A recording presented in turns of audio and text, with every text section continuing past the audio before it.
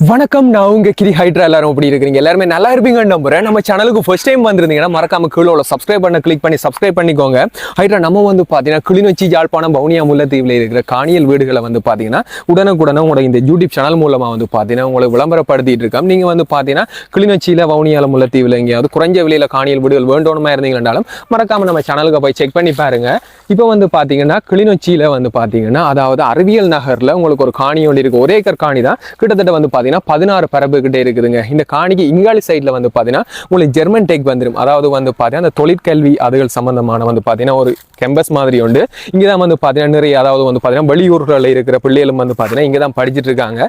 அவங்க இப்படியே பக்கத்துல இருக்கால வந்து பாத்தீங்கன்னா இந்த காணியில மார்க்கெட் வந்து பாத்தீங்கன்னா கூட ஏன்னு வந்து பாத்தீங்கன்னா இந்த இடத்துல நிறைய கேம்பஸ் இருக்குது. அதோட வந்து பாத்தீங்கன்னா கார்மெண்ட்ஸ் இருக்குது, 1-2 கார்மெண்ட்ஸ் இருக்குது. எல்லாமே வந்து பாத்தீங்கன்னா ஒரு 1 கிலோமீட்டர் சரௌண்டிங்லேயே நிறைய இருக்கிறதால வந்து பாத்தீங்கன்னா இந்த இடத்துல இப்போ இந்த வீடுகள் எல்லாம் வாடகைக்கு கொடுத்து கொள்ளலாம். இப்போ வந்து பார்த்தீங்கன்னா இந்த வீட்டில் இருக்கிறது ஜெர்மன் டெக்ல படிக்கிற பொடியங்கள் அவங்களாம் வந்து பார்த்தீங்கன்னா இப்போ வாடகைக்கு இருக்கிறாங்க. அதில் வந்து பார்த்தீங்கன்னா வாடகை கொடுத்தாலுமே ஒரு நல்ல ஒரு விலைக்கு கொடுத்து கொள்ளக்கூடிய மாதிரி இருக்கும்.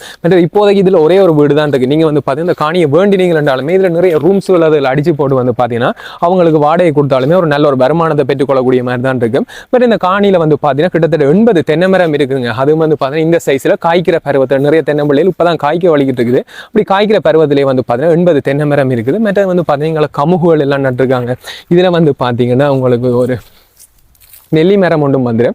பட் இதாங்க வீட்டின் முன்பக்கம் இப்படி தான் இருக்குது. இப்போ வந்து பார்த்தீங்கன்னா இந்த வீடு வாடகைக்கு கொடுத்துருக்கின்றதால இப்போ வந்து பார்த்தீங்கன்னா ஓப்பன் பண்ணலாம். அது இந்த வீட்டுக்குள்ளே வந்து பார்த்தீங்கன்னா முன்னுக்கு ஒரு ஹோல் இருக்குது. ஹோலுக்கு பின்னால் வந்து பார்த்தீங்கன்னா 3 ரூமும் ஒரு கிச்சனும் இருக்குது. பட் இந்த வீட்டின் வலது பக்கத்துலேயே உங்களுக்கு குளியல் ரூம், அதோட வந்து பார்த்தீங்கன்னா மோட்டர்கள், அதாவது குழாய் கிணறும் வந்துடும். இதான் வந்து பார்த்தீங்கன்னா குளியல் ரூம். அப்படியே வந்து பார்த்தீங்கன்னா இங்காலி பக்கத்தில் கமுக மரங்கள் நிறைய நட்டுருக்காங்க. கமுக எல்லாம் ஒரு வளர்ந்த பருவத்தில் தாங்க இருக்குது. அப்படியே வந்து பார்த்தீங்கன்னா இங்கால என்ன சொல்கிறது பலாப்பழ மரம் ஒன்று நிற்குது.